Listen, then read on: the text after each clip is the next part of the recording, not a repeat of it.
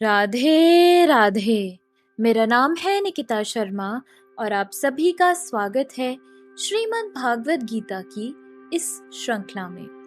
पिछले श्लोकों में हमने समझा कि किस प्रकार श्री कृष्ण अर्जुन से कहते हैं कि वास्तव में आप अकेले ही अपनी अचिंत्य शक्ति से स्वयं को जानते हैं। हे सर्वोच्च व्यक्तित्व, सभी प्राणियों के निर्माता और भगवान, देवताओं और ब्रह्मांड के भगवान। चलिए आज बढ़ते हैं अगले श्लोकों की ओर। श्रीमद् भागवत गीता के 10वें अध्याय के 17वें श्लोक में कहा गया है, कथम विद्यामहम योगीस्तत्वाम सदा परिचिन्तयन् केषु केषु च भावेषु चिन्तयो असि भगवन्मया। अर्थात हे कृष्ण, हे परम योगी, मैं किस तरह आपका निरंतर चिंतन करूं और आपको कैसे जानूं। हे भगवान, आपका स्मरण किन किन रूपों में किया जाए। जैसा कि पिछले अध्याय में कहा जा चुका है, भगवान अपनी योग माया से आच्छादित रहते हैं। केवल शरणागत भक्तजन ही उन्हें देख सकते हैं। अब अर्जुन को विश्वास हो चुका है कि उसके मित्र कृष्ण भगवान हैं, किंतु वह उस सामान्य विधि को जानना चाहता है जिसके द्वारा सर्वसाधारण लोग भी उन्हें सर्वव्यापी रूप से समझ सकें। असुरों तथा नास्तिकों सहित सामान्य जन कृष्ण को नहीं जान पाते, क्योंकि भगवान अपनी योग माया शक्ति से आच्छादित रहते हैं। दूसरी बात यह है कि ये प्रश्न जन सामान्य के लाभ हेतु पूछे जा रहे हैं। उच्च कोटि का भक्त केवल अपने ही ज्ञान के प्रति चिंतित नहीं रहता, अपितु सारी मानव जाति के ज्ञान के लिए भी रहता है। अतः अर्जुन वैष्णव या भक्त होने के कारण अपने दयालु भाव से सामान्य जनों के लिए भगवान के सर्वव्यापक रूप के ज्ञान का द्वार खोल रहा है। वह कृष्ण को जानबूझकर योगिन कहकर संबोधित करता है, क्योंकि वे योग माया शक्ति के स्वामी हैं, जिसके कारण वे सामान्य जन के लिए अप्रकट या प्रकट होते हैं। सामान्य जन, जिसे कृष्ण के प्रति कोई प्रेम नहीं है, कृष्ण के विषय में निरंतर नहीं सोच सकता। वह तो भौतिक चिंतन करता है। अर्जुन इस प्रकार के भौतिकतावादी लोगों की चिंतन प्रवृत्ति के विषय में विचार कर रहा है। केशु केशु च भावेषु शब्द भौतिक प्रकृति के लिए प्रयुक्त है।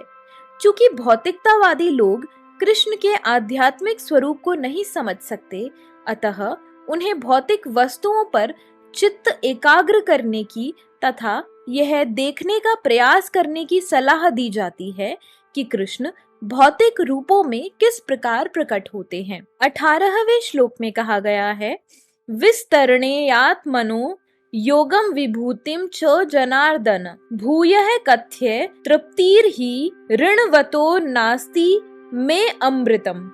अर्थात हे जनार्दन, आप पुनः विस्तार से अपने ऐश्वर्य तथा योग शक्ति का वर्णन करें।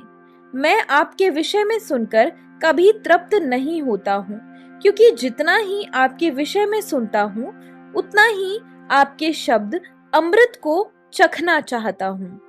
इसी प्रकार का निवेदन नैमिषारण्य के शौनक आदि ऋषियों ने सूत गोस्वामी से किया था।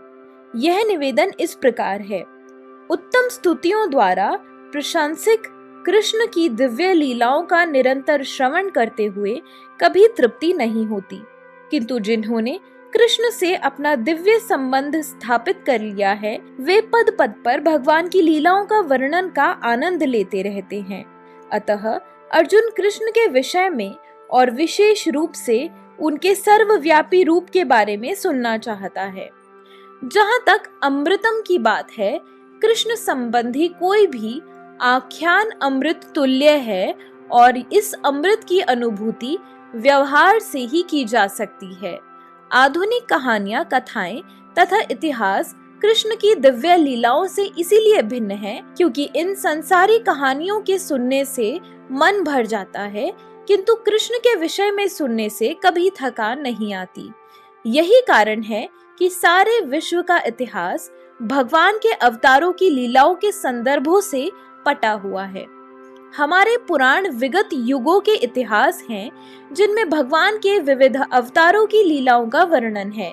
इस प्रकार बारंबार पढ़ने पर भी विषय वस्तु नवीन बनी रहती है। 19वें श्लोक में श्री भगवान कहते हैं, हंत ते कथयिष्यामि दिव्या ह्यात्म विभूतयः प्राधान्यतः कुरु श्रेष्ठ नास्त्यंतो विस्तस्य में। अर्थात श्री भगवान ने कहा, हाँ, अब मैं तुमसे अपने मुख्य मुख्य वैभव युक्त रूपों का वर्णन करूंगा, क्योंकि हे अर्जुन, मेरा ऐश्वर्य असीम है। कृष्ण की महानता तथा उनके ऐश्वर्य को समझ पाना संभव नहीं है। जीव की इंद्रियां सीमित हैं, अतः उनसे कृष्ण के कार्यकलापों की समग्रता को समझ पाना संभव नहीं है।